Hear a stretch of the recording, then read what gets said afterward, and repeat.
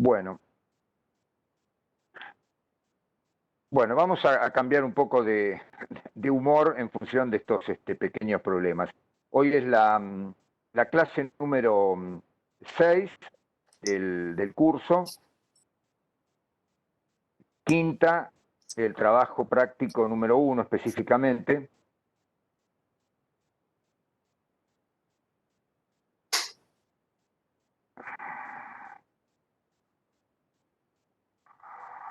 Ahí está, ¿no?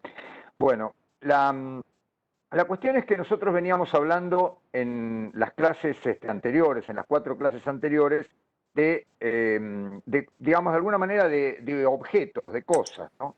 Esas cosas eran básicamente espacios y volúmenes, ¿no? Tanto espacios como volúmenes asumen formas, ¿no? Configuraciones, en definitiva, ¿no? Es decir, con esto uno podría decir que uno opera, uno trabaja con estos materiales, son como podríamos decir así, el sine qua non de nuestra actividad como arquitectos. No podríamos pensarnos, ¿no?, como arquitectos si no trabajáramos con estos materiales que digamos, no son tangibles necesariamente, son materiales de proyecto, son justamente herramientas para hacer un proyecto, ¿no? Es decir, Perdón, Eduardo, ¿estás grabando? Perdón, ¿estás grabando? Sí, estoy grabando, Perfecto. sí. Sí, entonces, lo que justamente habíamos visto en estas 4 clases era esta categoría, digamos, ¿no? Es decir, los espacios, los volúmenes que los configuran, que los delimitan. Algunas veces no hay volúmenes porque uno podría poner el espacio, digamos, de una llanura, no tiene un volumen y es un espacio, efectivamente. Entonces no es lo mismo espacio que volumen. Por eso habíamos hecho un poco hincapié en esta separación. Y habíamos visto en las 4 clases anteriores justamente los espacios que tenían que ver con cuestiones geométricas, vinculados a la cuestión de, digamos, o sea, cuáles eran, podríamos decir, las fuentes, ¿no?, de los espacios: la geometría, la producción, la filosofía, las otras artes, etcétera, etcétera. Eso configuraba un apartado que eran las fuentes. Luego nos referimos a una particular categoría de espacios que eran los lugares de emplazamiento de las obras, ¿no? A eso le dedicamos una clase, ¿no? Y finalmente, en la última clase, la anterior, trabajamos los espacios según su uso, digamos, la finalidad a la cual fueron pensados, en todo caso, la finalidad, el uso que se les da, en definitiva. A veces no necesariamente fue pensado ese uso, ¿no? El uso que se les da o el uso que se les propuso, y básicamente los espacios ligados al final, ¿no?, al sostén y al confort, ¿no? Justamente el otro día se desató una interesante conversación sobre la cuestión de confort. En todo caso, yo quería justamente revisar este tema, porque cuando hablamos de confort, tenemos que pensar que es el estado en el cual nuestro cuerpo, digamos, no está exigido por demandas, podríamos decir así, externas. Se podría decir que en un equilibrio apacible, o sea, todas nuestras funciones psicofísicas están en equilibrio. Por eso muchas veces se dice salir de la zona de confort, por ejemplo, en el sentido de exponerse, ¿no?, a emociones, digamos, a desafíos, etcétera, que alteran ese estado de equilibrio psicofísico. Entonces, justamente la cuestión del confort es una cuestión conceptual. Nosotros simplemente mencionamos los espacios relativos al confort. Ahora, cuando vayamos a teoría 2, vamos a empezar a discutir el problema del confort. Por ejemplo, arquitectos como Rem Koolhaas justamente cuestionan que la sociedad se ha vuelto tan atada al confort que abandona justamente estas emociones, ¿no? Y lo mismo, recuerdo casos, ¿no?, que mencionaba, por ejemplo, Clorindo Testa, un famoso arquitecto ya fallecido hace unos años, argentino, que señalaba, por ejemplo, que el placer de él era levantarse en la noche, ¿no?, para tener que ir a hacer sus necesidades al baño, y pisar descalzo un piso frío, ¿no? que eso como que le devolvía de alguna manera una energía. Entonces, digamos, la cuestión del confort es un tema, ya que es psicológico y fisiológico, ¿no? Es un tema de debate. Nosotros simplemente el otro día mencionamos que el confort en los proyectos de arquitectura implica espacios. Lógicamente, mayores van a ser cuanto más se pondere la cuestión del confort, ¿no? Es decir, un edificio pleno de climatización artificial va a requerir mucho mayor espacio, naturalmente, para esas menesteres que uno que no lo contempla, ¿no? Pero bueno, esto era entonces el paquete, para resumir, de estos objetos, ¿no?, con los cuales uno opera, estas cosas con las cuales uno opera, que son espacios y volúmenes, ¿no?, que no son identitarios, obviamente. Usted podría ver volúmenes macizos que no implican la existencia de un espacio. Ahora, vamos a analizar en esta clase y la próxima las cualidades que tienen esos espacios, lo que acá llamamos atributos, ¿no? Es decir, son aspectos más, podríamos decir así, intangibles. Si los espacios son algo visible, digamos, reconocible, medible, en todo caso, esto en cambio son atributos que dependen fuertemente de la subjetividad, es decir, de la interacción entre nosotros como sujetos y estos objetos. Por lo tanto, van a depender de nuestra visión de las cosas y de nuestra sensibilidad y de cuestiones fundamentalmente culturales, ¿no? Con lo cual, digamos, esto va a dar más materia de discusión que otras cuestiones, ¿no? Y bienvenido sea la cosa, ¿no? Bueno, entonces, para organizarnos en esta clase y la siguiente, yo dividí. Está un poco lento, perdón, el paso de diapositivas, no sé por qué. Ahí está, ¿no? Bueno, acá estaba el resumen de lo que habíamos visto la semana pasada, que ya se los conté.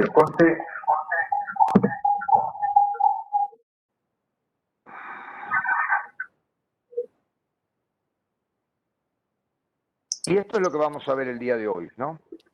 Es decir,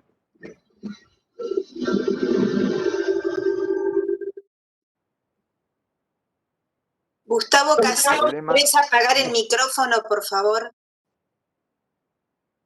Bueno, Gustavo. entonces,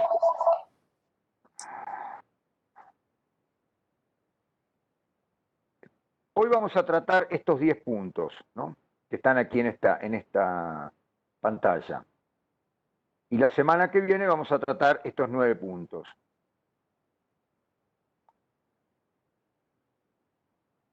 Bueno, después tienen para leer la cuestión.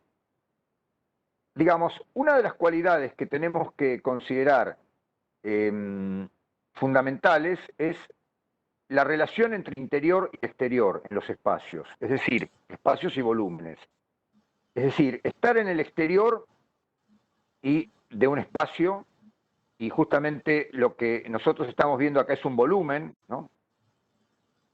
O sea, desde el espacio urbano, podríamos decir que hay un espacio urbano que es exterior, hay un espacio interior que lo desconocemos, o sea, intuimos que existe, ¿no?, porque pensamos que todo este aventanamiento y todos estos elementos corresponden a ámbitos, aunque podrían ser falsos, obviamente, podría ser una ilusión, pero digamos, normalmente tenemos que pensar que hay un espacio interior y hay un espacio exterior, ¿no? Entonces, en este caso, digamos, están absolutamente incomunicados, ¿no? El interior, que es la imagen de la derecha, es un patio con una galería que lo rodea, está absolutamente invisibilizado desde el exterior, ¿no?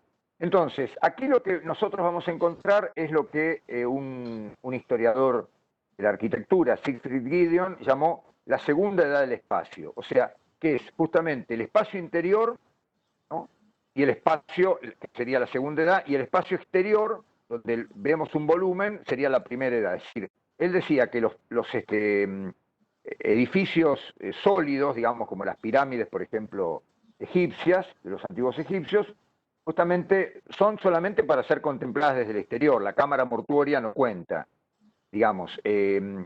Lo que sí es importante es que aquí tenemos un espacio interior absolutamente desvinculado del espacio exterior. Esto es una categoría exterior-interior que tenemos que siempre considerar.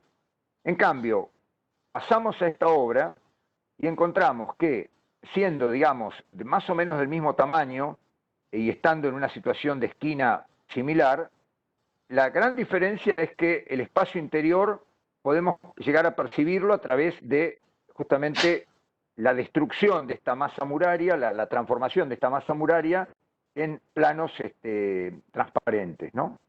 O sea, todo lo que era la antigua masa muraria queda convertida acá en puntos de apoyo, que son en este caso columnas, y permiten una fluidez entre el interior y el exterior. Aquí se puede ver en esta fotografía, digamos, de noche y de día, ¿no? esta condición. Y cuando comparamos las plantas, es muy importante que vean, porque fíjense que la impronta de la planta, ¿no? Es decir, lo que algunos llaman la pisada, pero la impronta, digamos, la traza de la planta, muestra esta presencia de los muros, ¿no? Justamente que impiden la relación interior-exterior, salvo por contadas aberturas, ¿no? Es decir, hoy estábamos mirando esta fotografía y esta puerta que da a un jardín es la que aquí se puede ver aquí, ¿no? En este punto. Es esta puerta que abre desde esta galería a un jardín que está atrás, que en este caso no está en la planta representado. Ahora, fíjense la gran diferencia con la planta de la derecha, ¿no? Es decir, todo este ángulo es aventanamiento, el soporte quedó reducido a estas columnas, ¿no? Que son estas 5 columnas de aquí, estas otras 5 columnas de aquí y otras 5 columnas atrás, ¿no? Y luego hay una parte sí que está ciega porque es un banco, o sea que es invisible, que es el cofre de valores, ¿no? Ahora, una de las categorías con las que los arquitectos también trabajamos frente al espacio interior y al espacio exterior, ¿no? Y a esta relación que podría darse entre la no visibilidad o la visibilidad plena, es el espacio que está contenido dentro de otro espacio. Es decir, en estos casos se ve claramente, en esta casa, que ustedes la han visto varias veces seguramente en otras asignaturas, la casa Farnsworth de Mies van der Rohe, hay un corazón en la casa que es el sistema de baño y servicios y locales, digamos, donde están los apoyos técnicos y el apoyo de la cocina, que es un espacio que está contenido dentro del otro espacio. Y esa, digamos, idea de contenido es que fíjense que el cielo raso continúa y este volumen está ubicado como si fuera un mueble de gran tamaño, ¿no? Lo mismo pasa en esta obra de Le Corbusier, ¿no? Es decir, estos espacios que son lugares para dormir, que se adaptan a la noche para justamente desplazar las camas, etcétera, son espacios que están contenidos dentro del espacio mayor, ¿no? Inclusive el espacio mayor, que tiene este plano azul, ¿no? Digamos, contiene espacios secundarios de circulación, que están detrás de este muro marrón. En estas obras también vamos a encontrar que hay espacios que están ubicados como si fuera una gran estantería, ¿no? Casi como si fuera un gran biblioteca, en la cual las casas están ubicadas, ¿no? Llenando estos enormes huecos, ¿no? Lo mismo aquí, lo mismo acá. O sea, esto es una categoría que tenemos que tener en cuenta también como atributo, ¿no? El espacio, un tipo de espacio sería, ¿no? Y acá tenemos otros ejemplos, que después en todo caso los van a ir desarrollando en los prácticos, ¿no? Otros ejemplos de lo mismo. Ahora, la segunda cualidad tiene que ver con justamente la cuestión de la fluidez. Hoy les mencioné ese término porque les refería a que, por ejemplo, el espacio interior fluye hacia el exterior de manera visible. Pero es una fluidez que cuando yo era estudiante solía llamar los docentes la pecera, ¿no? O sea, es la relación que hay entre un pez que está dentro de la pecera y quien está afuera, ¿no? En cambio, hay un tipo de fluidez que es la de no estar claramente ni en un lugar ni en el otro, ¿no? Es decir, ¿dónde está esta persona trabajando? ¿En el sector que están los escritorios? ¿En el sector de circulación? ¿Está en un lugar intermedio, ambiguo, es decir, el espacio en este caso fluye porque los planos, fíjense que están desplazados. Esta es, digamos, una de las estrategias que ustedes han aplicado porque todo esto en definitiva son parte de estrategias, ¿no? Que eso lo vamos a ver en el segundo trabajo práctico. Es decir, estas serían las más sencillas, ¿no? Las estrategias más sencillas. Una de las estrategias que ustedes vieron en el primer trabajo, en el trabajo que hicieron en el curso introductorio, fue lograr la fluidez de un lugar con el otro. ¿A partir de qué? Ustedes tenían una ficha, que era la ficha del arquitecto Done, en la cual se explicaba la manera de desplazar planos y lograr que, por ejemplo, este lugar que quedaba acá atrapado, ¿no? Justamente no estuviera ni allá ni acá. Es un lugar, de alguna forma, que está flotando, está fluyendo, digamos, ¿no? Es decir, aquí se ven ciertas estrategias para poder lograr esa fluidez, ¿no? Romper los ángulos, etcétera, ¿no? Que eso es lo que ustedes han hecho en el primer trabajo práctico. En el ejercicio del curso introductorio. Y así pueden ir viendo distintos casos de fluidez, ¿no? En arquitecturas de lo más diversas, ¿no? Es decir, donde, por ejemplo, en estos casos, las enormes aberturas, ¿no? Enmarcan, digamos, si bien yo podría decir estoy debajo de la bóveda, o estoy en el balcón, o estoy en este lugar, pero digamos, son tan amplias las aberturas que el espacio justamente fluye, digamos, ¿no? Es decir, no se interrumpe la vista, ¿no? Lo opuesto sería cuando uno encuentra estanqueidad, ¿no? Es decir, un compartimento estanco que impide.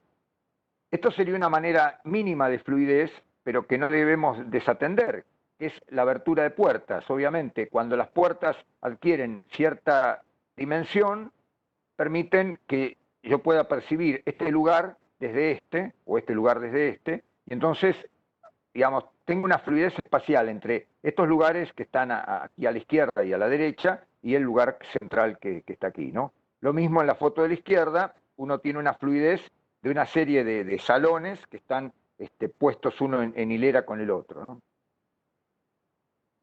Esto suele ser una estrategia muy, muy usada en los museos, por ejemplo, ¿no?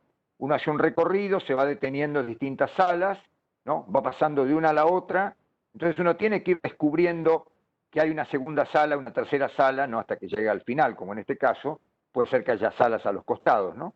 Pero básicamente es el concepto de fluidez, ¿no? Fíjense que en este caso la direccionalidad, que es otro de los atributos que están asociados en este caso, yo los asocié en realidad, los anidé, como se dice, a la fluidez por una cuestión de síntesis, en todo caso de simplificación del. Justamente acá ustedes tienen una multidireccionalidad, porque esta galería va en esta dirección, pero también va hacia la izquierda. Esta es una foto en realidad tomada con un angular, una lente, creo que, pues me corregirá Vito, ojo de pescado, creo que se llamaba, una lente en definitiva que uno ve lo que está en todo caso a 90 grados acá en una imagen falsa, ¿no? Pero que nos permite mostrar esta multidireccionalidad del espacio. Bueno, pasamos al tercer atributo. Digamos, uno podría tener un espacio unitario, como en este caso.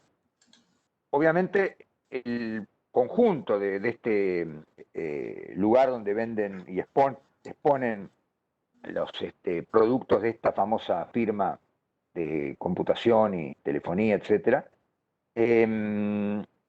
digamos, no solamente se resume en este cubo. Este cubo permite ingresar a un nivel bajo tierra en el cual justamente está todo expuesto. Pero digamos, uno podría leer acá un volumen unitario, ¿no? Un elemento unitario, ¿no? Está obviamente compuesto, como pueden ver, por un entramado de planos a su vez de vidrio con elementos metálicos de sujeción, pero digamos, básicamente uno lee una unidad.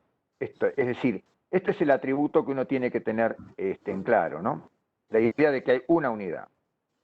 En cambio, cuando uno mira estos edificios, ¿no? Cualquiera sea estos, digamos, lo que uno empieza a encontrar es una sucesión de piezas. Entonces ya no hablamos de una unidad, hablamos de que hay un ensamblado, hay una composición, hay algo, digamos, que se resiste a ser reducido a una unidad, ¿no? Esto es justamente un atributo que tenemos que también considerar, ¿no? O sea, uno mira esta obra y claramente podría reconocer que hay unidades que a su vez están integradas por subunidades, ¿no? Es decir, todas estas piezas están asociadas entre sí, ¿no? Y uno podría decir que, bueno, que hay unidades que forman a su vez unidades mayores y esas unidades mayores están ensambladas con otras unidades de otro género y así se va formando la totalidad. Bueno, pasamos al cuarto tributo. ¿Voy muy rápido? ¿O quieren en todo caso que me detenga más? ¿Qué les parece? Parece que está bien, pero ¿Está no bien? sé, Bueno, los así mejor, así dejamos después espacio para preguntas. Y... Hay una cuarta cuestión que tiene que ver con lo estandarizado versus lo singular, ¿no? Le Corbusier va a ser uno de los promotores iniciales, al comienzo de su carrera, del tema de lo estandarizado, ¿no? O sea, aquello que ustedes saben perfectamente, el estándar es fijar una serie de, digamos, de patrones o de, por ejemplo, dimensiones o cuestiones, digamos, por ejemplo, de ajustes que permiten que uno reemplace piezas con piezas que están dentro del mismo estándar. Es decir, si yo, por ejemplo, a ver, repito medidas o repito dimensiones entre los niveles, por ejemplo, el piso primero y el piso bajo, yo puedo colocar un panel, ¿no? Que es el mismo panel aquí que aquí. No tengo que modificar el panel o tener un panel A, un panel B, un panel C, un panel D. Es decir, la idea es que haya, digamos, elementos justamente que permitan colocar piezas repetitivas, ¿no? O sea, el estándar justamente fija cuando uno compra cualquier cosa. Dice, bueno, quiero algo estándar que me permita colocar un repuesto, digamos, proveniente de otro fabricante, pero que se ajuste al mismo estándar, ¿no? Por ejemplo, la estandarización del tamaño de papel. Nosotros conocemos que hay un tamaño A4, que sea el fabricante que sea, respeta el estándar A4, ¿no? De tamaño de papel. Y en la arquitectura pasa lo mismo, es decir, existe una arquitectura estandarizada y una arquitectura de singularidades, ¿no? Le Corbusier, como les decía, insistió muchísimo en la cuestión de una arquitectura de estandarización, ¿no? Para que sea repetible sencillamente.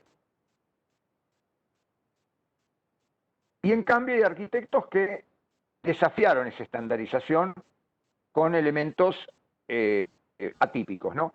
Por ejemplo, James Stirling, que hoy mencionábamos esta obra, ¿no? Que tenía que ver con esta, ¿no?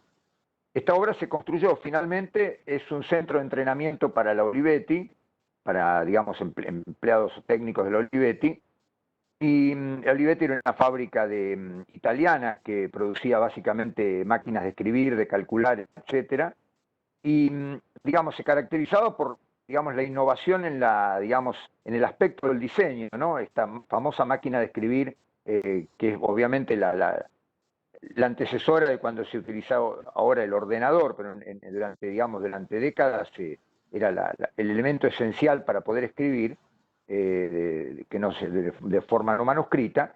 Digamos, lo que sí tenía era una serie de elementos estándar y después, por ejemplo, variaba la carcasa, ¿no? Es decir, lo singular tal vez eran elementos secundarios. En este caso, fíjense, hay elementos estándar y hay elementos que son, digamos, singulares, ¿no? Esta galería de vidrio, digamos, rompe un poco el concepto estándar, porque tiene una declinación que hace que cada una de estas piezas, ¿no?, sea distinta a la otra. Entonces, evidentemente, digamos, la cuestión de lo estándar aquí se quiebra. Es decir, en este caso está lo estandarizado, que lo pueden ver acá a la izquierda, ¿no?, y lo singular, ¿no? Eso es también una dupla interesante para pensar, ¿no? La cuestión de la edad. Digamos, la arquitectura o la antigüedad de una obra. La arquitectura, digamos, tiene la virtud de permanecer en el tiempo y digamos, mucho más que, digamos, los seres humanos, puede permanecer en el tiempo, de hecho a veces no sucede, y de alguna forma va quedando como un legado cultural. Entonces, una de las cualidades es justamente de qué tiempo proviene, ¿no?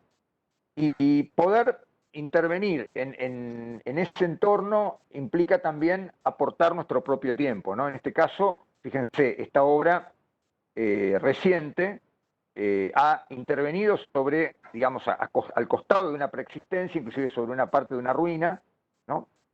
Digamos, respetando obviamente ciertos caracteres volumétricos y espaciales originarios, modificando naturalmente otros, pero lo que sí tenemos que tener en cuenta es que una de las cuestiones que uno puede leer es que lo de piedra, digamos, es algo que presumiblemente es antiguo, ¿no?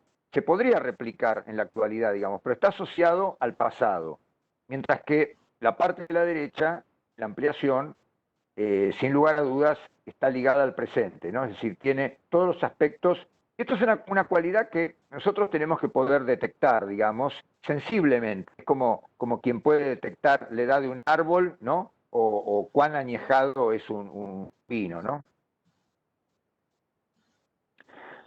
Bueno, el tema, digamos, que fundamentalmente regularidad versus contraste, ¿no? Ustedes dirán, bueno, regularidad no es tipicidad, como veíamos hoy. Sí, está asociado en cierta manera a la tipicidad, ¿no? Hoy lo vimos aquí, ¿no? A lo estandarizado o típico.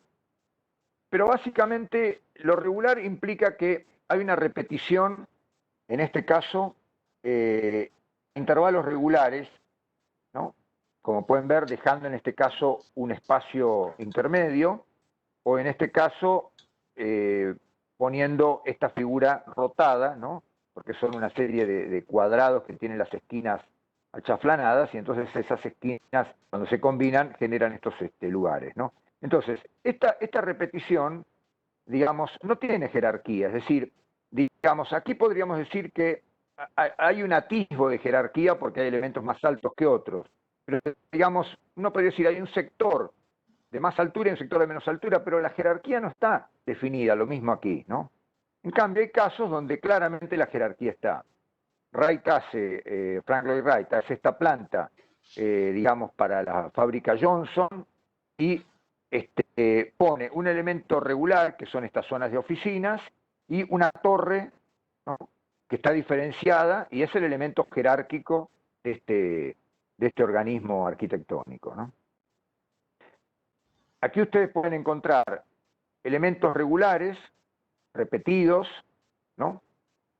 Que están justamente contrastados con elementos jerárquicos, ¿no? Es decir, esta iglesia y este campanile, ¿no? Ahora, el ritmo, como les decía, puede ser regular. Esta arquitectura tiene un ritmo regular, ¿no?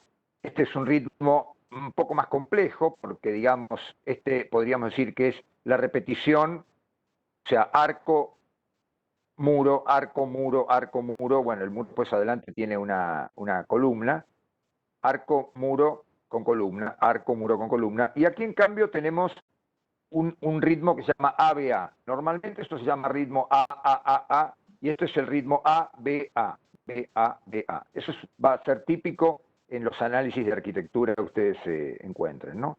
Acá tenemos la planta de los dos ejemplos. Lógicamente, esto que les menciono, después acá tiene en las esquinas como un intervalo para poder doblar, ¿no? Es decir, esta cuestión, cómo se dobla, fíjense acá, se dobla con todo este aparato, ¿no? Es distinto, que es esta imagen que está acá, es distinto a la manera en que se doblaba, o se giraba, en definitiva, se cambiaba de dirección, ¿no? Para hablar de manera más apropiada, es la manera en que se cambia de dirección, es distinta a esta que vimos hoy, al principio. Entonces, para que simplemente vean estas sutilezas que son muy importantes para un arquitecto, porque ahí es donde reside su capacidad como diseñador, ¿no? Fíjense, aquí digamos, se cambia de dirección pivotando en una columna, ¿no? A ver, esperen, acá, pues muestro la foto Acá se cambia de dirección pivotando en una columna, es decir, esta columna permite pivotar y cambiar de dirección, ¿no? En cambio, el ejemplo que vimos recién es un cambio mucho más, lo mismo que pasa acá. Es decir, es un cambio muy aparatoso, muy, se podría decir, pomposo, si se quiere, pero que caracteriza la arquitectura, es decir, porque justamente el contraste y jerarquía hacen que esto produzca un contraste en el ritmo, ¿no? Es decir, el cambio de dirección. En este caso, en el patio circular, eso no se da, lógicamente, porque no hay ángulos.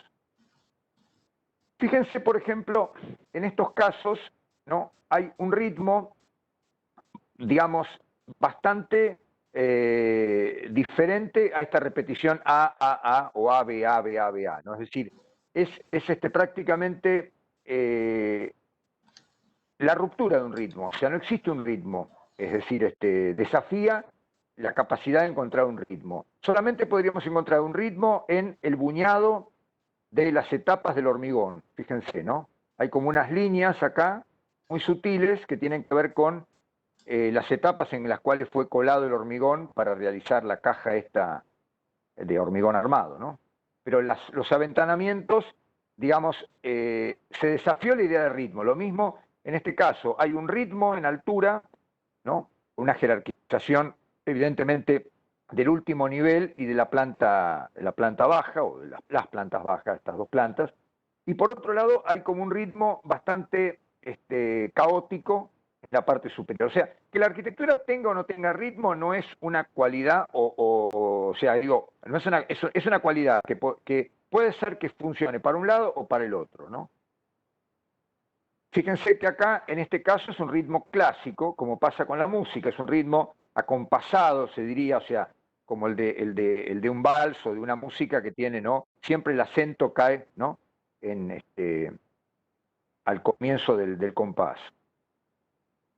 Bueno, punto 7, ya estamos terminando, ¿no? Continuidad, discontinuidad. A veces para que se produzca esta enorme continuidad, ¿no? En este caso de esta enorme pieza de hormigón, se necesita paradójicamente una discontinuidad.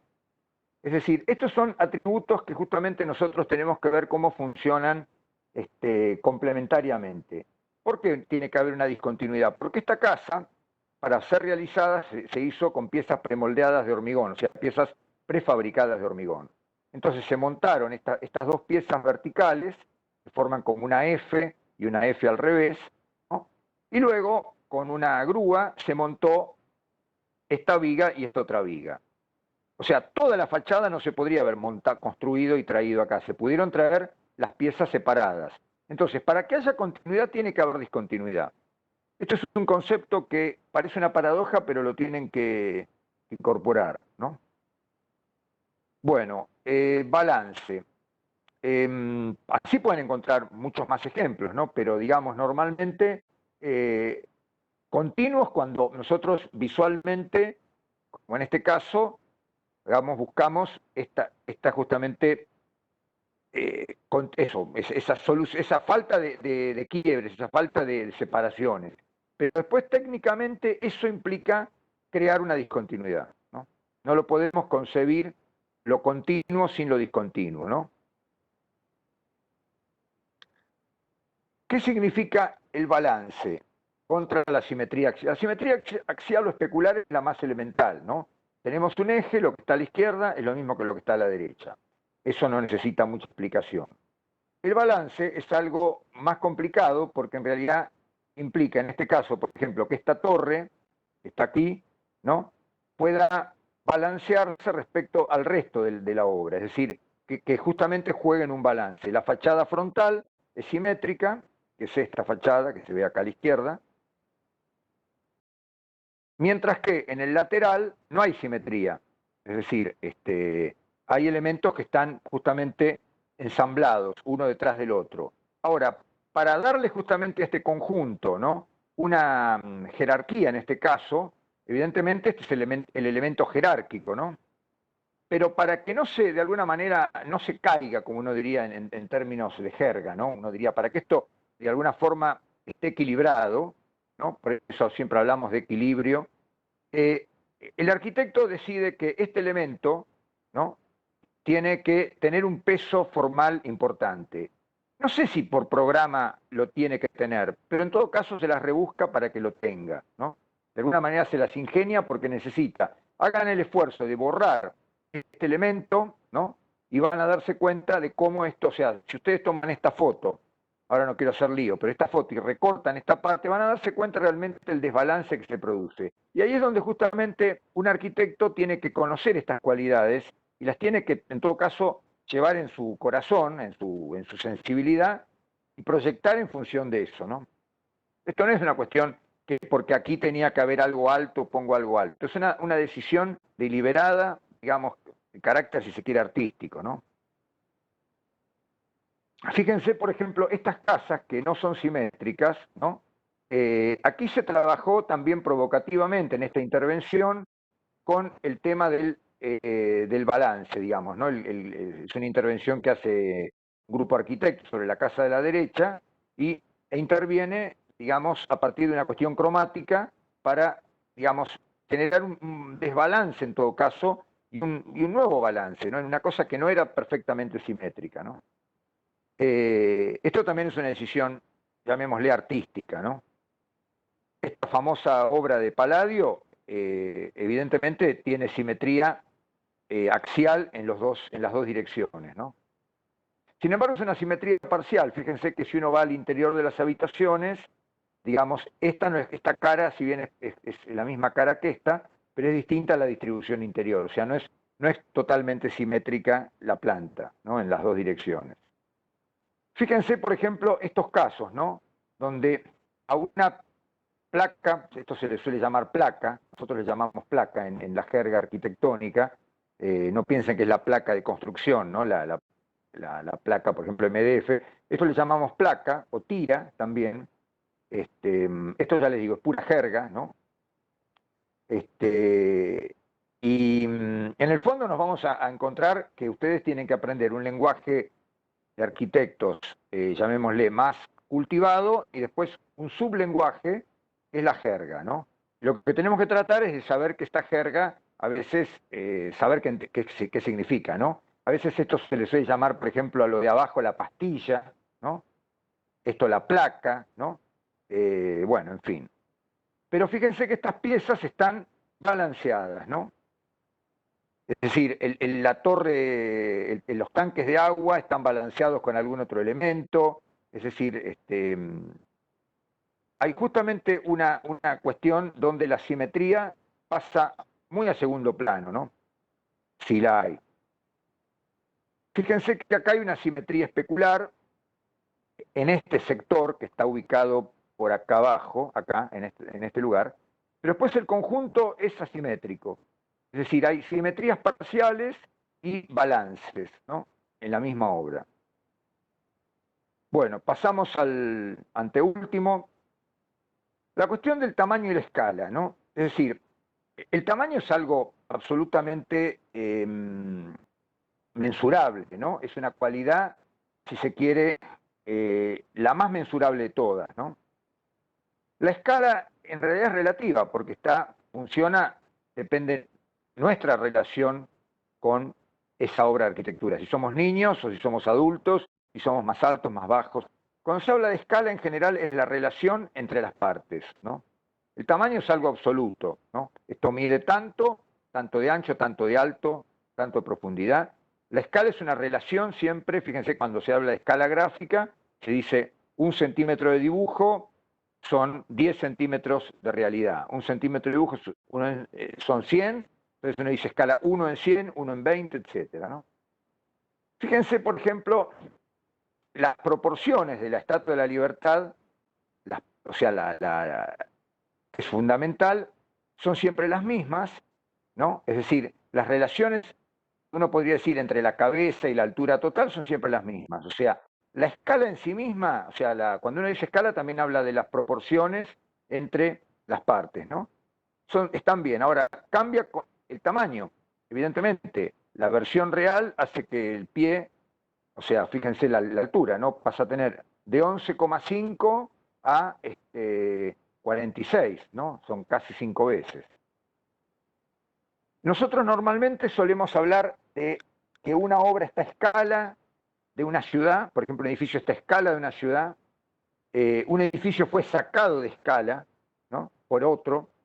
Esta esquina de 7,45 frente a Plaza Italia, cuando se hace este edificio se sobreleva respecto a sus vecinos, ¿no?, con una intención justamente inclusive de mantener una continuidad en el basamento. La planta baja se continúa, digamos, más o menos manteniendo la altura de los vecinos, un poco menor, y el resto del edificio se sobreleva en 3 o en 4 etapas, ¿no? Primero en este volumen, luego en este, luego en este, luego en este, ¿no?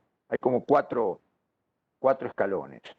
Este edificio, de alguna forma, si bien está sobrelevado, obviamente se destaca del resto, digamos, o sea, no saca necesariamente de escala el resto, porque uno diría, es bastante amable por los retiros que tiene, ¿no? Y entonces este volumen se podría asociar a estos volúmenes y los otros un poco digamos, quedan como entre paréntesis, ¿no? En cambio, este edificio que se montó donde estaba esta esquina, sacó de escala al de al lado. Evidentemente lo destruyó su escala, la escala que tenía, ¿no? Era un edificio sobrelevado, ahora quedó petizo, ¿no?, etcétera. En Plaza Moreno, por ejemplo, la municipalidad era un edificio que dominaba, lo mismo atrás el viejo Teatro Argentino, o las torres, por ejemplo, Sagrado Corazón, dominaban el horizonte. Digamos, fueron sacadas de escala progresivamente y cada vez esto se acrecienta de manera más, más aguda, ¿no? Fíjense, por ejemplo, en las columnas clásicas, ¿no?, las relaciones entre, por ejemplo, la base y la altura son siempre las mismas, sea esta columna de 20 metros de altura o de 2,50 metros, ¿no? Ahora, fíjense después el tamaño que pasan a tener las partes, ¿no? Es decir, cualquier parte pasa a ser de una escala colosal, ¿no? Evidentemente colosal. El punto de la proporción es el último de hoy, justamente tiene que ver estas relaciones, digamos, estos cocientes, justamente la proporción siempre se expresa en cocientes, ¿no? Es decir, la escala también mencioné que se expresaba en cocientes, pero la proporción está ligada en general, digamos, a decisiones deliberadas que uno da en un proyecto. Por ejemplo, yo quiero que esto sea un cuadrado, por lo tanto, el ancho, o digamos, las dos dimensiones van a ser iguales, y en este caso es un cubo, ¿no? Entonces, bueno, la altura también voy a hacer que sea igual, por lo menos hasta el punto de donde comienza el techo inclinado, ¿no? Este va a ser un cubo, ¿no? Este otro va a ser otro cubo, etcétera, ¿no? Después va a haber una relación de proporción entre el cubo mayor y el cubo menor, ¿no? Es decir, estas son justamente proporciones. Toda la arquitectura clásica se basó en proporciones que tenían que ver con la armonía de los sonidos. O sea, uno en dos era el equivalente a, digamos, a dos notas separadas una octava de distancia, ¿no? Un do y el do más agudo, más grave, ¿no? O un re y el re, etcétera, ¿no? O sea, a su vez un dos en tres es el equivalente a una quinta, ¿no? Un do y un sol, ¿no? Y así. Y este sistema de proporciones, a pesar que a ustedes les parezca que quedó muerto en el Renacimiento y en el siglo XVI, XVII, se siguió empleando en el siglo XX y hasta nuestros días, ¿no? Aquí tienen una obra a la derecha de Alberto Campo Baeza, que la vieron en relación a la cuestión del sitio, donde justamente él parte de un sistema justamente proporcional, ¿no? Es decir, en lugar de pensar, esto no es un metro, es una parte, ¿se entiende? Esto es importante que entendamos. A él le interesan las partes, para que esto quede proporcionado armónicamente. Después, si esto mide 0,80, 0,79, 1,05 m, eso va a ser una elaboración de proyecto, ¿no? Bueno, con esto, por mi parte, termino mi speech, como se dice, mi speech, y bueno, quedo abierto a las preguntas que me quieran hacer.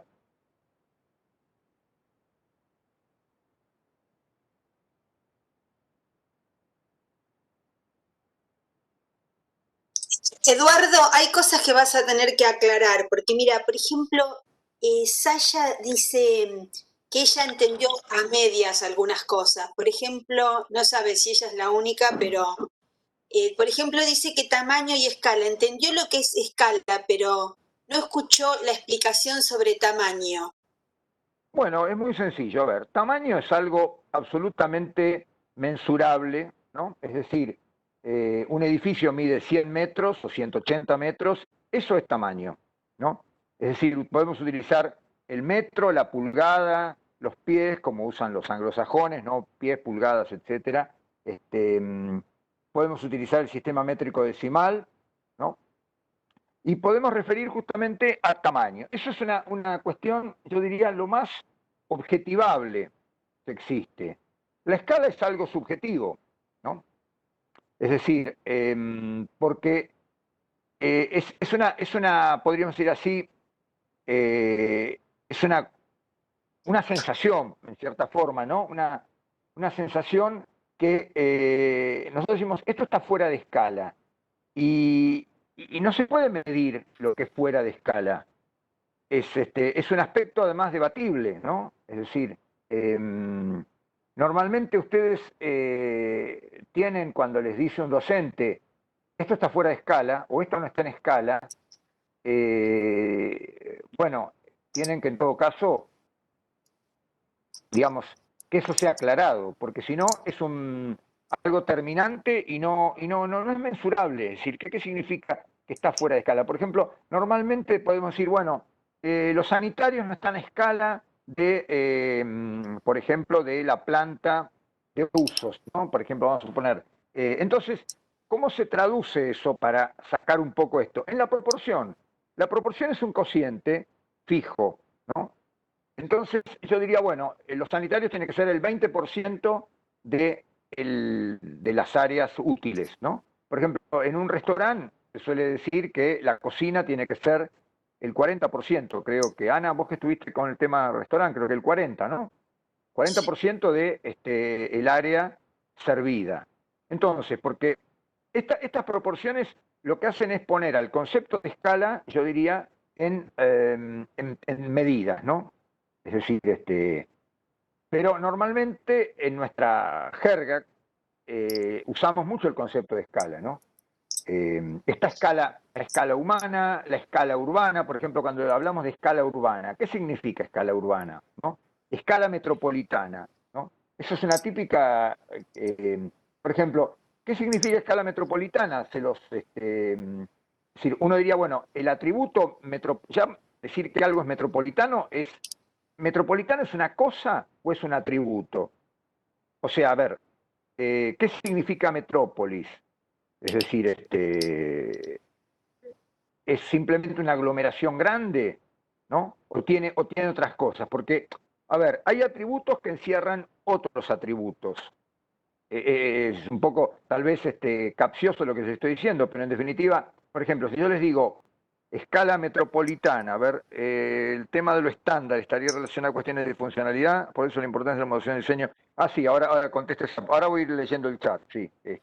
Pero no sé si me entendés, si se quedó claro, ¿no? Es decir, tamaño es algo absolutamente mensurable, proporción es algo mensurable, escala es algo más subjetivo. Y lo que nosotros a veces tenemos que hacer es transformar aquello subjetivo con el cual nos cuesta mucho entendernos en algo mensurable. Porque en el fondo las obras de arquitectura después tienen medidas, ¿no? Evidentemente, ¿no? O sea, uno después lo computa en metros cuadrados, en metros, o sea, entonces esta cualidad de escala, ¿no? Por ejemplo, decimos, esta puerta no está a escala de la obra. ¿Qué significa? Por ejemplo, decimos, porque podría ser que el tamaño es correcto. Yo diga, una puerta de 2,05 m, podría ser que la altura sea correcta para que pase una persona, ¿no? Por ahí, si ustedes dicen un puente carretero, a veces tiene una altura que está pensada, por ejemplo, para que pase un camión o que pasen ciertas cargas. Ahora, después podemos decir, esto no está a escala, por ejemplo, de la obra en conjunto. Por ejemplo, una puerta de 2,05 podría estar a escala de una casa, de una vivienda, pero no a escala de un banco, ¿no? A veces, por ejemplo, el caso del la República de los Niños, en el caso de La Plata, las dimensiones son más chicas que lo normal, ¿no? No así las proporciones. Por ejemplo, el ancho y el alto se mantienen, ¿no?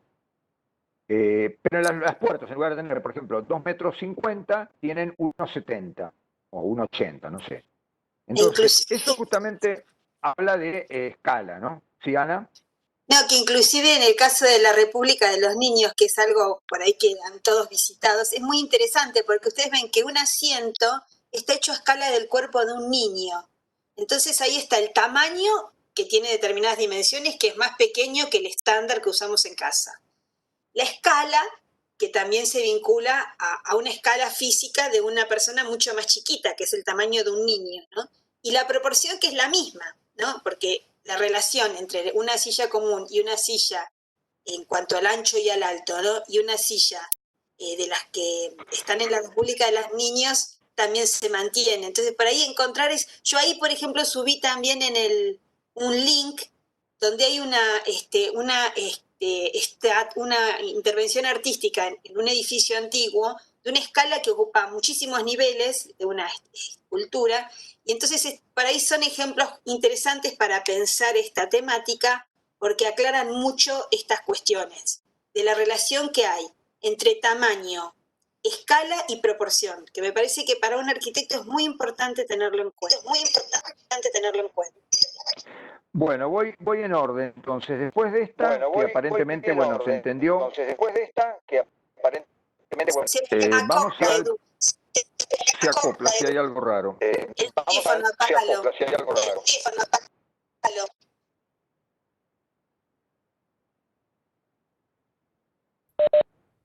¿Ahora me escuchan? Sí. ¿Ahora me escuchan? Perfecto. No hay rebote, no hay nada, bueno.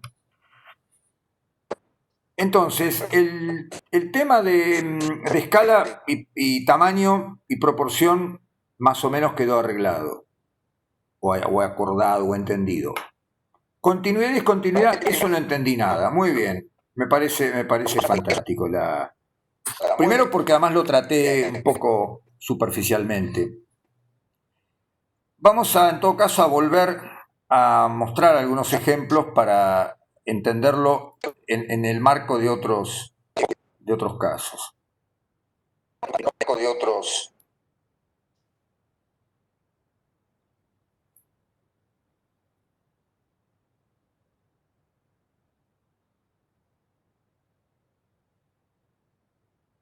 De otros casos. Me parece que cuando hablaste de continuidad y discontinuidad, se habló pensando en una pieza que tiene que ver con el sistema estructural de alguna forma, que recurría a un sistema de partes, y ese concepto es bastante difícil de entender, que para que haya No, seguro, debe haber discontinuidad. Uno podría entender este concepto por ahí pensando en la idea de continuidad espacial o discontinuidad. Por ejemplo, cuando uno va por una calle, imaginémonos en la calle Corrientes en Buenos Aires, que es un punto tan estratégico. Estamos en Corrientes al 4500 y uno ve una calle continua. De alguna forma, en el momento que se cruza con la 9 de julio, que aparece el obelisco, ahí aparece una discontinuidad en la continuidad de esa calle. Esa es una cuestión que tiene que ver, por ejemplo, con la continuidad espacial. Es un aspecto de la continuidad. Ahora, ese concepto es posible de llevar a otros temas. Por ejemplo, uno podría pensar que hay continuidad, por ejemplo, estamos caminando bajo una galería, ¿no? La galería de la facultad, por ejemplo, ¿no? Vamos caminando por la galería camino al aula 5. Vamos viendo que hay una continuidad en el ritmo de las columnas que sostienen la cubierta levemente curva de chapa. Vamos caminando. De pronto encontramos el tronco de un árbol en el medio de la galería. Eso produce un efecto de discontinuidad. Entonces, si uno, por ejemplo, va a estos recursos, a estos temas simples y de que cómo en la vida cotidiana nosotros encontramos estas circunstancias, un arquitecto puede operar con este concepto para definir un proyecto, ¿no? Está vinculado a esta idea de la continuidad espacial. Ahora, esta cuestión que habló Eduardo fue mucho más allá de eso, porque mostró una obra ¿no? De un arquitecto brasilero, que tiene este concepto de continuidad espacial, que tiene una gran planta como libre, abierta, por lo cual fluye el aire. Él ahora en este momento está buscando esa imagen. Hay una continuidad espacial de todo ese paisaje que pasa por abajo de la casa. Sin embargo, el arquitecto decidió hacer esa obra con un sistema de partes, ¿no? Vinculada a una idea técnica que tiene que ver con la prefabricación de las partes. Entonces, usó que es muy típico de la arquitectura brasilera, usó un sistema de partes, ¿no? Donde se componen, no sé si recuerdan, no sé si lo encontrás, Eduardo, a eso. Sí, no, igual quería aprovechar ya que volví a instalar el PowerPoint para mostrar los ejemplos más elementales y ver lo que hoy un poco vos planteabas. Fíjense, por ejemplo, aquí, este edificio plantea una discontinuidad respecto a sus vecinos, ¿verdad? Ahora, en sí mismo es continuo en el sentido de cada planta, es decir, cada piso tiene una continuidad. Ahora, entre los pisos hay discontinuidad, porque, por ejemplo, el tratamiento del piso bajo y el tratamiento del primer piso, el tratamiento del segundo piso, y luego esta gran, enorme cornisa que remata todo, son elementos que justamente no hay continuidad. Es decir, después uno podría decir que esa discontinuidad está resuelta de manera armónica, es decir, no hay saltos abruptos. Es decir, uno podría entender que hay arquitecturas donde la continuidad funciona en horizontal. Por ejemplo, aquí, ¿no? Uno diría, bueno, hay una continuidad, ¿no? Arco, arco, arco, arco, arco, arco, arco. Pasamos arriba y tenemos ventana, ventana, ventana, ventana. Ahora, entre un piso y otro hay discontinuidad. A su vez, esta obra, que tiene una continuidad entre sí, rompe la continuidad respecto a sus vecinos. Aquí en esta obra, ustedes pueden encontrar que hay una fuerte continuidad en horizontal, ¿no? Por ejemplo, estos dos pisos, uno podría decir que al ser repetitivos hay continuidad en vertical. Fíjense estos elementos, estos parantes que separan, digamos, los paños de vidrio, son continuos, o sea, no se interrumpen piso a piso. Por eso, estas son cualidades, en realidad, esta clase está pensada para que ustedes se detengan a mirar y a observar estas cualidades, ¿no? O sea, no es que el ejemplo de continuidad era solamente ese, la casa de... O sea, me quedó esa, sinceramente, es mi falta, que quedó limitado a un problema puramente estructural. Pero en realidad uno podría leer la continuidad en multitud de ejemplos. Obviamente esta caja vidriada rompe la continuidad del entorno, salvo la alineación, si se quiere, de que está en el mismo plano. Salvo eso, ¿no? Salvo esa continuidad. En el plano de alineación, llamémosle, el plano que forma esta fachada es continuo respecto a los planos de los vecinos. Pero después rompe la altura, este es de ladrillo, este es de vidrio, ¿no? Etcétera. Ahora, uno podría decir que en sí mismo hay una continuidad, ¿no? Porque, digamos, que después esto se asocia obviamente a la repetición, digamos, estos conceptos están separados, pero en realidad después en un proyecto se ensamblan, ¿no? Por ejemplo, en este caso hay una continuidad de muchos elementos y hay obviamente una discontinuidad en el tratamiento de cada uno de estos vacíos, ¿no? O sea, Le Corbusier plantea que cada uno de los personas puede hacer la casa que se le dé la gana dentro de este gran marco que él le propone, ¿no? Entonces, la continuidad estaría dada, fíjense, por estas líneas, que son las grandes losas que separan estos pisos dobles, ¿no? Donde él, digamos, lo que arma es como una gran estantería en la cual se puede ir llenando con casas. Y esto es lo mismo que después reiteran estos arquitectos holandeses que un poco recrean esa idea, ¿no? O sea, lo podemos ver en todos los ejemplos, ¿no? Es decir, podemos ir viendo continuidad y discontinuidad constantemente, ¿no? Es decir, en estos elementos apilados podemos ver continuidad. Obviamente hay una discontinuidad entre este elemento que está en el centro, flotando, y todo lo que lo envuelve. O sea, yo a veces necesito separar, que eso es una cuestión que tiene que ver con lo de la vinculación, la articulación. A veces yo necesito separar, y separar directamente con aire, la articulación tiene que ser el aire, o sea, es decir, no se tienen que tocar las piezas, ¿no? O sea, en este caso, fíjense, por ejemplo, Le Corbusier plantea un gran techo que tiene que estar separado de lo de abajo, de estas cajas que están abajo, ¿no? Es decir, este elemento que está aquí, que se denomina baldaquino, está separado de todo el resto de la bóveda y la cúpula que está por encima, ¿no? Fíjense, en este caso uno podría hablar de continuidad, ¿no? De estos elementos, ¿no? Y aquí hay una discontinuidad. Es decir, justamente este plano es discontinuo respecto a este plano, ¿no?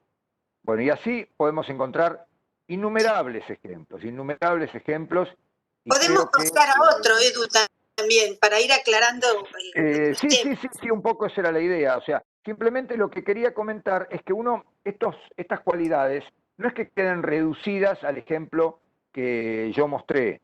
Se pueden justamente ligar a otros ejemplos. Ahora vamos a ver el chat, así Por veo ejemplo, otras preguntas.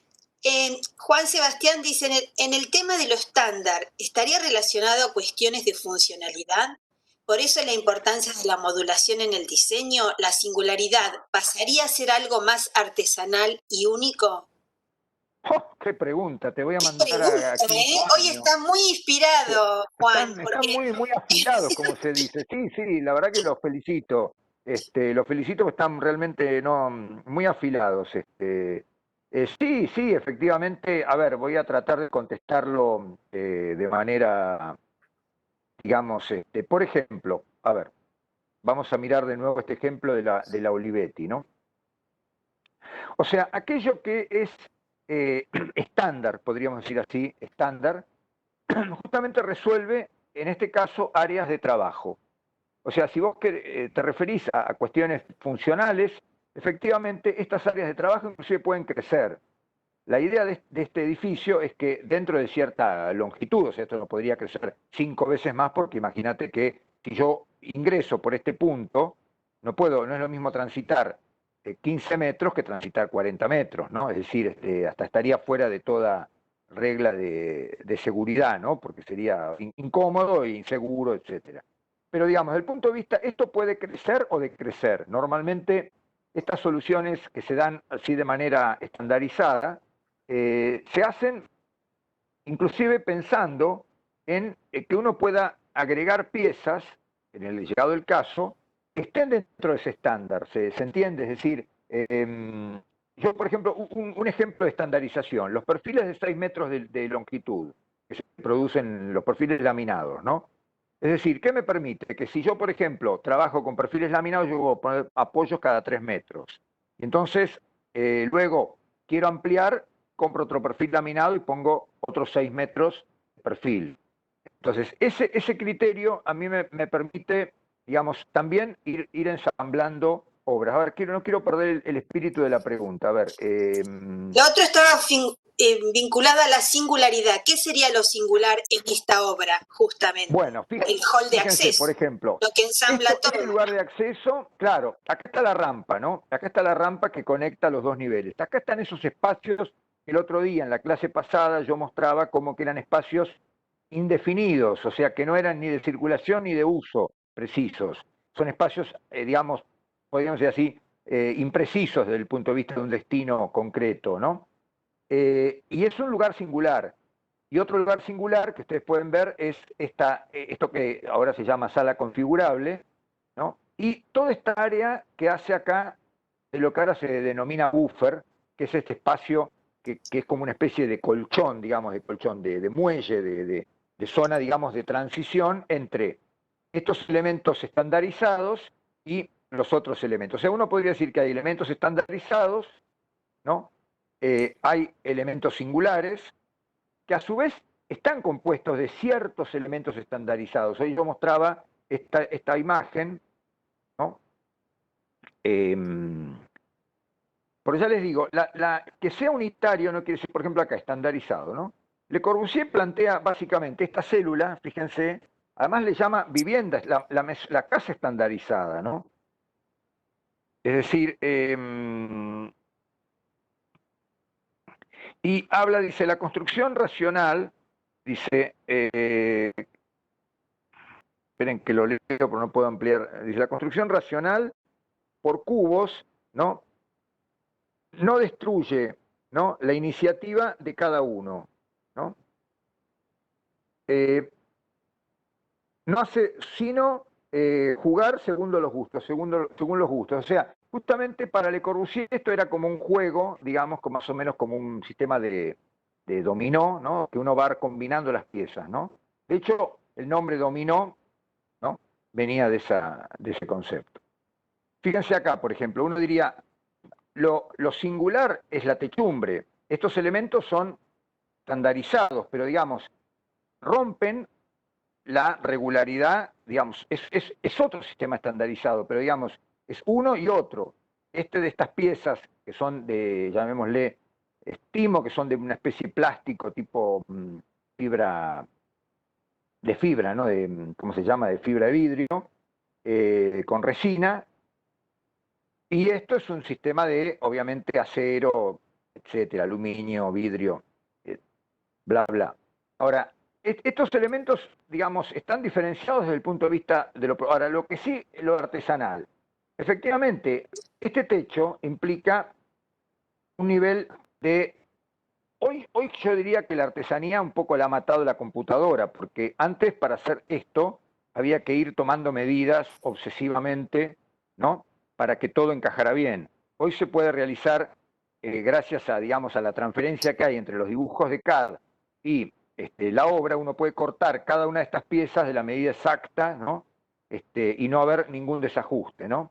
Ustedes saben que hay un problema, bueno, no lo saben, pero digamos, hay un problema que es la tolerancia, ¿no? Es decir, en el metal hay una tolerancia de décimas de milímetro, ¿no? Es decir, tal vez en el ladrillo uno puede achicar las juntas, ¿no?, entre ladrillos, ¿no?, y ajustar un poco cuestiones de muchos más milímetros, pero en la, ¿cómo se llama? En el metal no.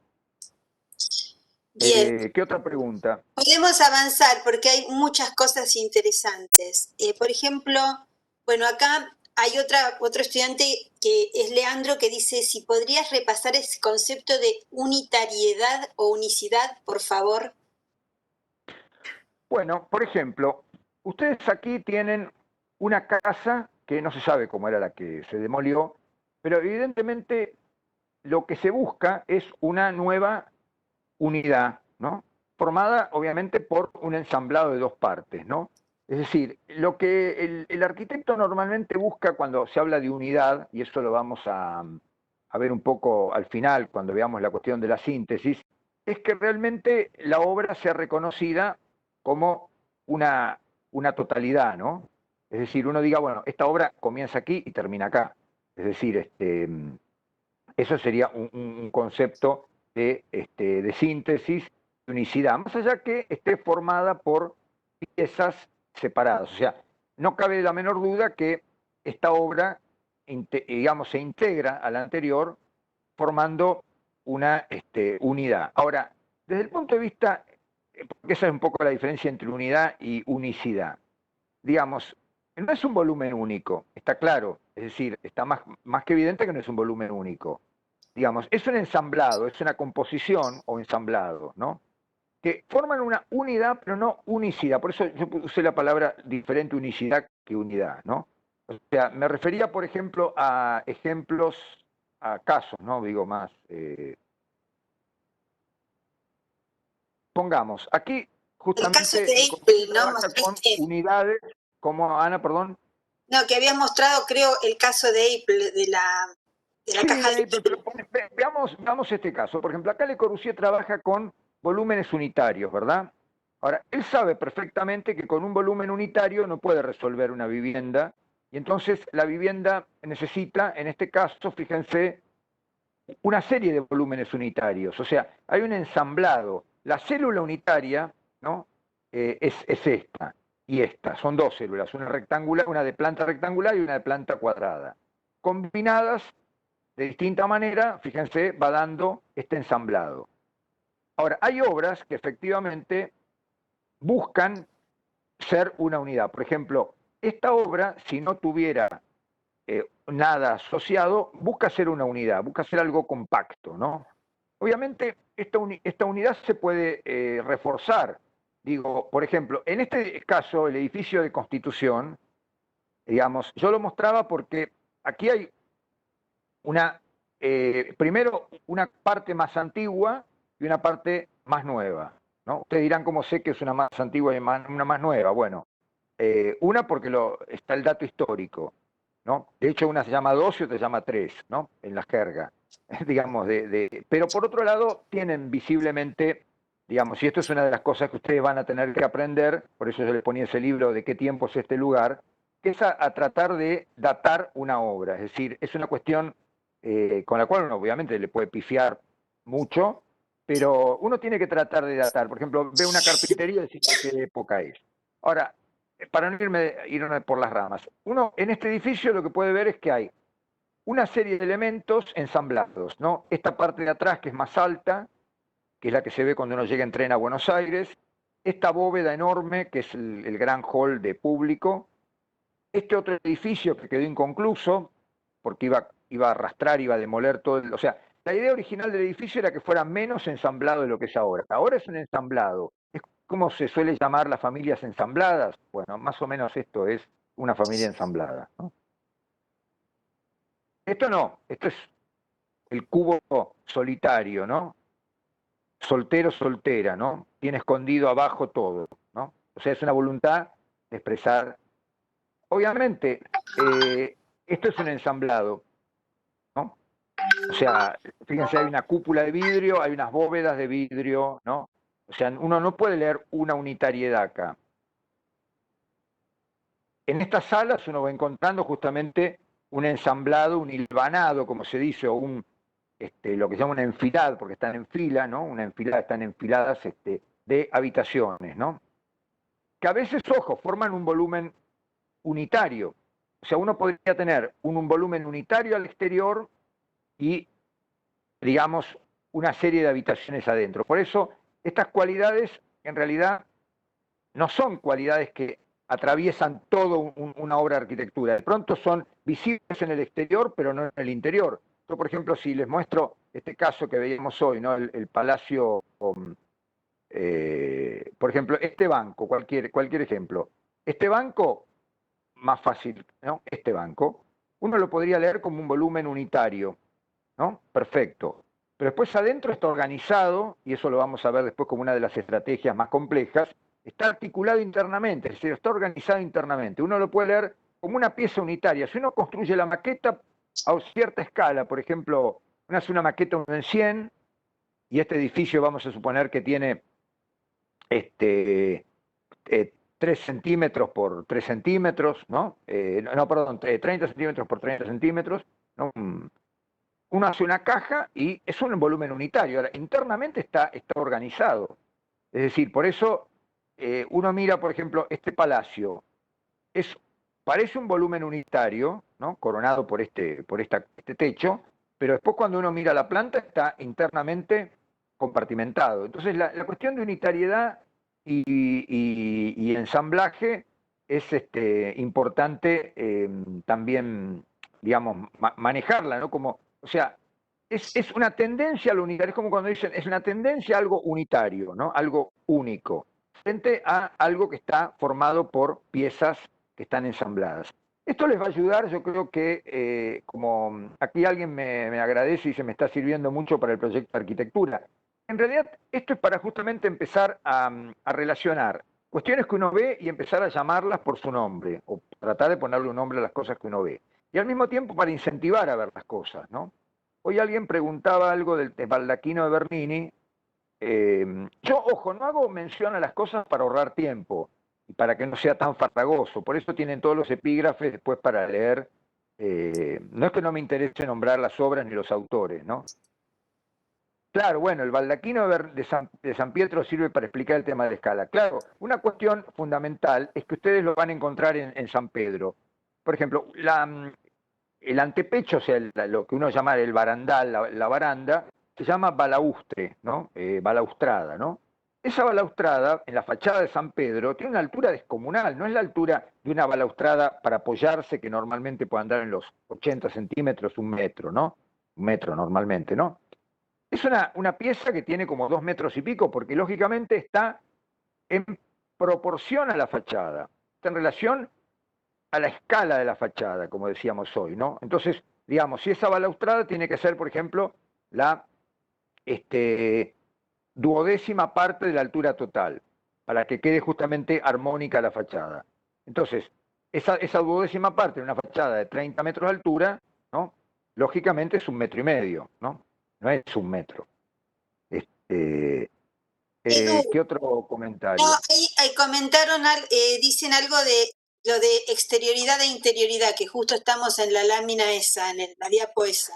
Si se puede aclarar un poquito. Bueno, exacto. Por ejemplo, este edificio, que yo no puse en imagen, pero los invito a googlear, perdón, ¿no? Los invito a googlear en estos ejemplos. Por ejemplo, en este caso, ¿no? El interior, este techo, que en realidad es un techo complejo, son justamente varios paraboloides, que hoy lo vimos en la primera clase, la cuestión de las superficies alabeadas, son varios paraboloides combinados que hace Le Corbusier. Este gran techo, que está aquí, define un espacio, llamémosle interior, entre comillas. Interior porque, bueno, no lo rodea al edificio, está dentro del edificio. Para ese espacio interior, ¿no? Que a su vez aloja otros espacios, no es un espacio interior como podría ser, por ejemplo, este que está aquí. Este espacio que está aquí, esta biblioteca, es una gran caja, ¿no? De mucha altura. Fíjense que estos son niveles de estantería, más o menos deben andar en los 2 metros y pico, y hay 5 niveles de esto, ¿no? Más un nivel más abajo, o sea que son más o menos 6 pisos. De esto debe andar en el orden de los 18 metros, más o menos 17 metros, tal vez, ¿no? Poco, con suerte. Ahora, este gran volumen, ¿no? Es un espacio interior separado del exterior, es decir, cuando uno mira este edificio desde afuera, es un primo hermano, además es del mismo estudio, curiosamente, de este banco, ¿no?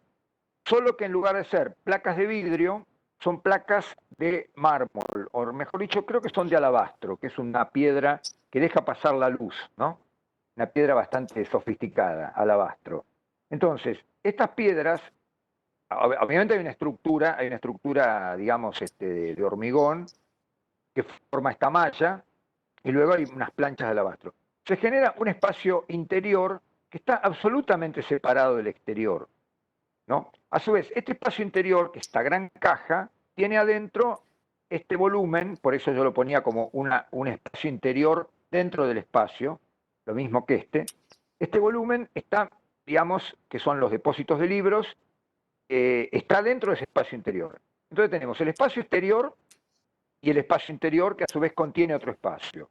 Hay casos donde evidentemente el espacio interior y el exterior están en estado de fluencia. Por ejemplo, Graciela en la primera clase, Graciela Silvestri, mostró el Banco de Londres de Clorindo Testa como un ejemplo, y Clorindo Testa más lo dibuja y lo acentúa a través de estas líneas, ¿no? De trazos, que el espacio de la calle tiene que fluir en el interior del banco. Esa es su idea, ¿no?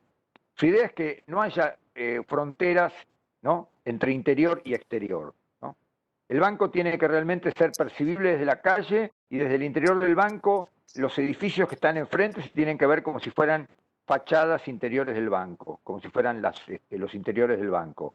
O sea, incorpora el espacio urbano a la experiencia del edificio interiormente. Entonces, la relación interior-exterior en este caso es fluida, ¿no? Es decir, esa es la gran diferencia con, por ejemplo, esta relación que yo les mencionaba, que es lo que se suele llamar una pecera, ¿no? O por lo menos se decía, por ejemplo, cuando ustedes hicieron la maqueta del ejercicio del curso introductorio, en algún momento aparecen cerramientos, ¿no? Que normalmente pueden ser, por ejemplo, el celuloide. Una vez que ustedes rompieron la caja, ¿no? Y generaron planos horizontales y verticales, después vienen elementos de cierre. Entonces, ¿qué pasa? Si uno alinea todos los elementos y forma una caja donde el interior es una cosa y el exterior es otra, se produce esto que se llama una pecera, ¿no? En cambio, si la relación interior-exterior, ¿no? Es mucho más, y ahora no traje, justo acá no tenía una imagen, por ejemplo, el pabellón de Barcelona, que ustedes han visto la semana pasada o la otra semana, ahí la relación interior-exterior es fluida. Este ejemplo, por ejemplo, uno nunca sabe dónde está en el interior y dónde está en el exterior. O sea, tiene que estar constantemente mensurando cuándo salí, cuándo entré. Es decir, porque los elementos interiores justamente se deslizan hacia el exterior, ¿no? Es decir, es lo mismo que esta cuestión de fluidez. Si yo estoy en esta oficina, ¿cuándo dejo de estar en esta oficina y pasé a estar aquí? ¿Entiende? O sea, hay una búsqueda a propósito de generar esta ambigüedad de que yo, obviamente, si estoy en este punto interior, estaría como en el interior de esta área. Pero cuando estoy ya cerca de esta área, estoy como en una especie de zona ahí fuelle, que no estoy ni en un lugar ni en el otro, ¿no? Esto es una de las cualidades de la arquitectura moderna, porque lo que elimina son estas fronteras absolutas que había antes, ¿no? O sea, habitación, habitación, habitación, ¿no? Es decir, una puerta, una habitación, uno pasaba de una habitación a la otra. Entonces, digamos, la antesala simplemente es algo discreto, no hay una persona que anuncia a los visitantes, etcétera, pero no hay un límite concreto. Por eso la cuestión de la fluidez, algunos autores, por ejemplo, como Bruno Sevi, van a considerar que el espacio cerrado lo va a hacer una parodia. Bruno Sevi fue muy en el sentido muy humorístico, lo va a poner como si fuera una de estas jaulas, ¿no? Donde uno queda atado, ¿no? Eso encadenado, o un ataúd, ¿no? Lo va a poner como un ataúd, ¿no? Y el espacio moderno justamente va a ser este espacio fluido, donde el interior y el exterior se van a romper. Ni basta decir que Frank Lloyd Wright, y eso no es la primera vez que lo van a escuchar, va a ser uno de los primeros, si no el primero, que rompe esta idea de caja, ¿no? Digamos, de caja, donde el espacio interior es una cosa, el espacio exterior es otra. Fíjense que ustedes ven aquí, es una caja donde hay un espacio interior y un espacio exterior. Acá tímidamente se rompen las esquinas y el espacio interior fluye hacia el exterior. Y acá ya es tal el grado de imprecisión o de vaguedad que el espacio interior y exterior se entrelazan, ¿no? De manera total, ¿no? Que eso sería un poco la búsqueda, digamos, el ABC de la arquitectura moderna, ¿no? Por lo menos de la arquitectura moderna de estos autores, ¿no? ¿Otra cosa? Buenísimo. Yo voy a ir leyendo. Dice, guarde, apaga el teléfono, por favor.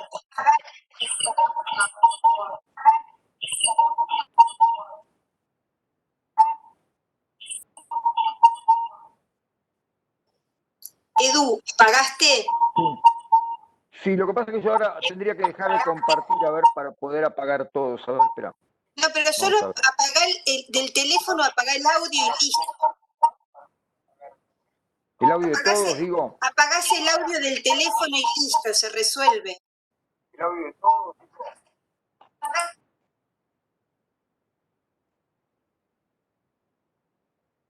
¿Ahora? ¿Hola? Ahora sí.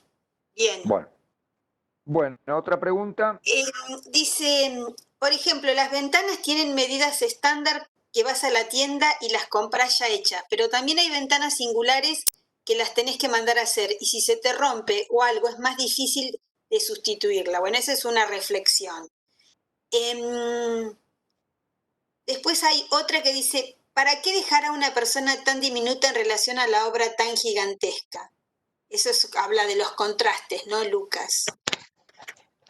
Me imagino que habla de... Bueno, ustedes saben No, perfectamente digo, me imagino que habla de la iglesia, ¿no? También, porque hablamos del baldaquino y eso. Bueno, sí, efectivamente, la arquitectura eclesiástica, digamos, justamente en el momento en el que se pone a escala humana, es cuando aparece la transformación de la iglesia en 1961, creo que fue. Hay algo raro que tengo como un retorno de lo que hablo. Emiliano, tenés abierto el micrófono. Emiliano Sarano. Emiliano, tenés abierto el micrófono. Bien. Bueno. No, digo, hablando un poco de la iglesia, la iglesia en 1961 realiza lo que fue el Concilio Vaticano II, y ahí comienza una mirada más, se podría decir, más amigable hacia el fenómeno de la arquitectura religiosa. Es decir, la arquitectura religiosa efectivamente había tenido una escala sobrehumana, sobrenatural se podría decir, ¿no? Es decir, en el gótico, ustedes lo ven en la Catedral de la Plata, que es un ejemplo neogótico, pero en definitiva tiene todas las proporciones y el tipo de espacio del gótico, ¿no? En el caso, por ejemplo, de la Catedral, de la Catedral de la Plata, tiene un espacio sobrenatural, se podría decir, sobrehumano, es decir, no se busca que esté a escala humana, ¿no?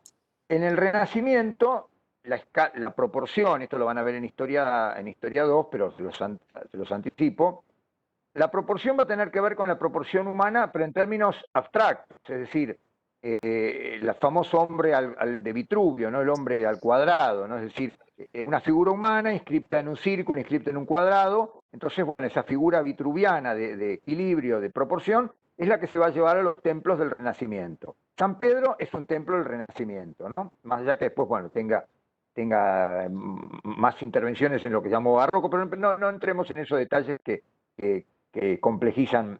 O sea, San Pedro tiene una proporción, digamos, colosal, pero que uno diría, esta escala humana, esta escala de lo que en el Renacimiento se consideraba esta escala humana, que era representar las proporciones del hombre tal como Vitruvio las había concebido, y está en el famoso dibujo de Leonardo, ese que anda por todos lados, del hombre que está, ¿no?, inscripto en un cuadrado y en un círculo, ¿no? Bueno. Ahora, todo esto obviamente tenía que ver con, seguía la arquitectura teniendo una escala sobrenatural, digamos, o sea, la misma del gótico. El gótico tiene unas proporciones muy elevadas que eran indescifrables, absolutamente indescifrables, uno nunca podía medir la altura. En el Renacimiento se manejaban con criterios proporcionales, por ejemplo, que la altura era 2 veces el ancho, ¿no? Era así. Ahora, independientemente del tamaño, es decir, el edificio podía, como San Pedro, tener una nave de 60 metros de altura, no importaba. Ahora, ¿qué pasa? Hay un cambio en la iglesia que comienza en los años 60, que de alguna manera, bueno, viene de una crisis, etcétera, no viene ahora el caso, que por ejemplo modifica la escala de las iglesias, las vuelve mucho más amigables, más cercanas a una casa, ¿no? Es decir, alturas menores, climas más domésticos, ¿no? Es decir, entonces ahí, digamos, evidentemente hay un cambio absoluto en materia de arquitectura religiosa, ¿no? Es decir, ese cambio es más que evidente. En La Plata, por ejemplo, un ejemplo de eso sería la capilla de Gonet, ¿no?, que tiene forma de medio de pirámide, ¿no?, como 2 pirámides adosadas.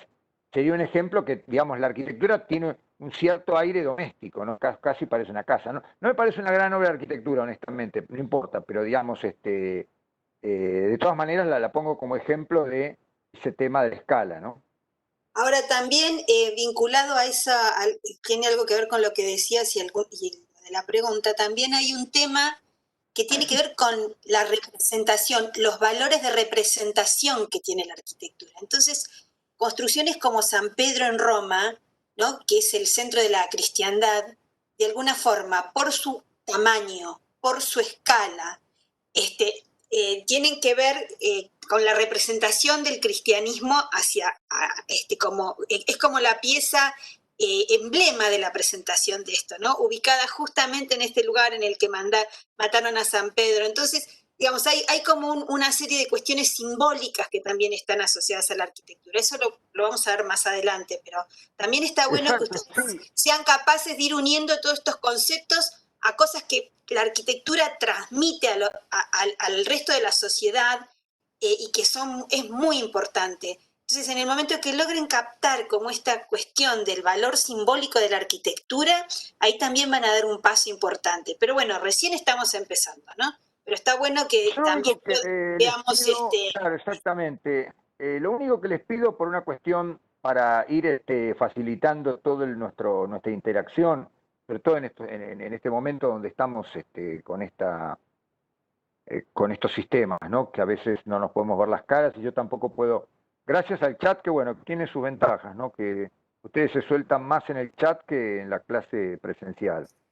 Pero les quería mostrar nada más que lo que vamos a ver la clase que viene, porque justamente los atributos que vamos a mencionar, los 9 atributos que dejé para la clase que viene, tienen que ver con justamente cuestiones que se van acercando a esta cuestión del significado. Entonces la cuestión del significado la poníamos en las ideas también proyectuales, porque en definitiva uno el significado se lo, digamos, imprime a una obra en función también del destino que esa obra tiene, ¿no? Es decir, obviamente ahí el arquitecto a veces pasa a ser cómplice del comitente, digamos, ¿no? Por ejemplo, el arquitecto de Hitler, Albert Speer, fue evidentemente cómplice de las ideas megalómanas de su patrón, ¿no? Es decir, porque eran obras a escala inhumana, es decir, para de alguna manera representar esa especie de voluntad faraónica, ¿no? Pero bueno, Te quedaste sin voz, Eduardo. Tocaste algo. trabajaran, los miraran, digo, antes de la clase, así pueden ir inclusive preparando preguntas y las podemos trabajar mucho mejor, me parece, en la próxima clase, ¿no? Así que bueno, esto es nada más que lo que vamos a ver la clase que viene. Hay una pregunta más que me parece que está interesante que dice Ariel, ¿el equilibrio siempre va de la mano de la simetría o puede haber equilibrio sin simetría? No, Sí, un justamente, poquito, a ver, pero puede haber, sin duda. está bien, o sea, la idea está perfecta. Hay un equilibrio que tiene que ver con la simetría especular. Digamos, pensarlo en una balanza, la famosa imagen de una balanza en la cual yo pongo, digamos, un volumen mayor a otro. Resulta que ese volumen tiene más densidad que el otro, entonces evidentemente van a quedar en equilibrio, ¿no? Ambos se van a quedar en equilibrio, aunque uno sea mayor que el otro. Este es uno de los secretos de, digamos, la composición arquitectónica o el arte de diseñar. Es decir, es equilibrar las cosas. De pronto yo tengo, porque justamente el equilibrio es para que da la sensación que el edificio no salga volando, se podría decir, ¿no? Dicho de alguna manera, es decir, que el edificio esté como anclado, ¿no? A veces se busca poner al edificio como al límite de, eso lo vamos a ver la semana que viene, al límite como de casi del vértigo, ¿no? Es decir, hay buena parte de la arquitectura que se llamó en un momento de constructivista, que ponía al edificio como casi en una posición provocativamente en estado de volcamiento, ¿no? De dinamismo, Ahora, era un equilibrio dinámico justamente, porque ustedes piensan una cosa, el equilibrio humano puede ser el equilibrio cuando uno está de pie, cuando uno está caminando, etcétera, pero también puede ser el equilibrio cuando uno está, digamos, arrojándose o saltando, es decir, es una manera distinta de equilibrio, el equilibrio cuando está corriendo, es decir, entonces en la arquitectura esa idea de representar distintas maneras de equilibrio, no solamente estáticas, es fundamental. Por eso digo, el equilibrio puede ser que sea, ¿no? Dos cosas exactamente iguales que están formando un espejo, o bien una cosa así contra otra cosa así, es decir, una de así contra otra así. Ese equilibrio es más sutil, es más difícil de lograr, ¿no? Es decir, es justamente, pero bueno, es parte de nuestra tarea, ¿no? Es decir, superar, de hecho, digamos, la simetría garantiza un equilibrio, llamémosle, como casi por defecto, ¿no? Es decir, porque es algo que está, ¿no? Esto sí, se equilibran. Ahora, después la otra se necesita bastante. Por eso hay que mirar mucha arquitectura y ver dónde está el equilibrio conseguido en cada caso, para también uno empezar a encontrar fuentes para ese equilibrio, ¿no? Es decir, ya les digo, muchas veces, por ejemplo, como les decía, las fuentes de todo esto pasan a ser la naturaleza, la ciencia, la técnica, etcétera, etcétera, etcétera, ¿no? Es decir, por ejemplo, Bueno, el equilibrio puede ser el equilibrio en una obra de arte, en un paisaje, por ejemplo, en una representación artística, en el arte abstracto, ¿no? Bueno, bien, vamos a usar la frase de Franco Lamas como cierre de la clase, que me parece que está bueno como reflexión. Él dice, ¿puede que la visión en la disciplina en el futuro apunte más a la estandarización, el ensamblaje, la modulación preestablecida o prefabricada? Como si una cadena de montaje de autos se tratase, donde todas las partes ya están pensadas para que se vinculen y funcionen entre sí, apuntando más a la automatización o a la intuición natural del arquitecto. Bueno, tiene como varias cosas, ¿no? Pero me parece que también es interesante como, es una pregunta que es más bien una reflexión, ¿no? Sí, yo entiendo, por ejemplo, que todo al mismo tiempo en la actualidad está contaminado, es decir, no hay una artesanía pura, de alguna manera, que uno podría considerar aproximativa. Es decir, aún un artesano puede trabajar con técnicas de estandarización.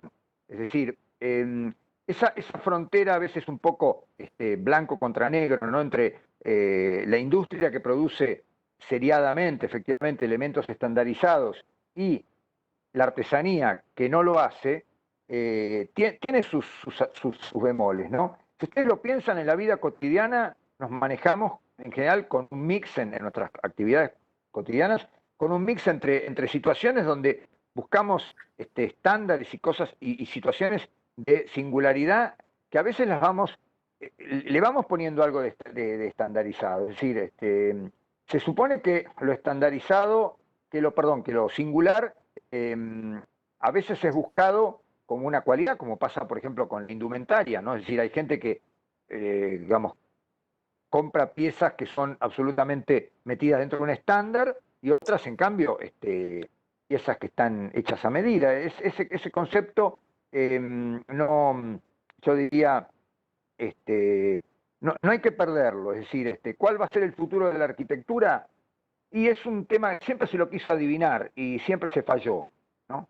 Es decir, la arquitectura en ese sentido es bastante, o los arquitectos somos bastante zorros en el sentido de movernos astutamente y evitar a veces, digamos, quedar arrinconados en algo que sabemos que nos pone ante perder lo otro, ¿no? Es decir, la arquitectura en ese sentido me parece que se ha movido muy astutamente para no perder lo bueno de estos dos mundos, ¿no?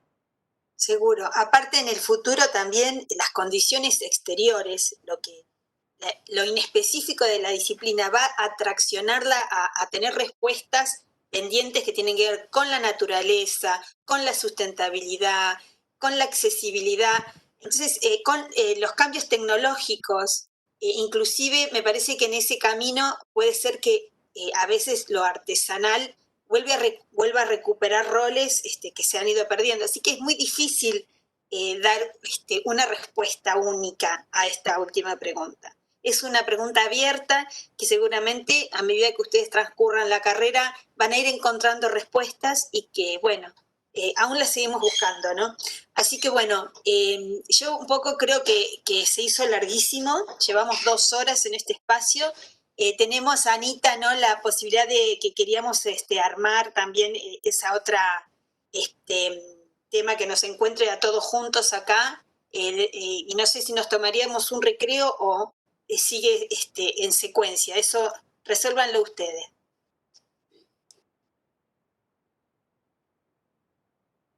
Yo creo que mejor se tomen un recreo, ¿no? Mejor tomen un Tomamos un recreo. recreo, entonces son Sí. 7:27. Nos encontramos 8:15 en este mismo espacio. Bueno, Eduardo, no necesitas enviar otro, ¿no? No, quedan en el mismo. Yo Quedamos ahora en el termino la mismo. grabación. Lo que sí Bueno, ahora es, termino la grabación y cuando se termine la reunión, recién ahí se puede subir la grabación, porque la grabación no queda completa hasta no salir de la sesión. bueno, volvemos a entrar entonces en este lugar dentro de 15 minutos, 18 minutos, 17, 16, 15. Salgamos.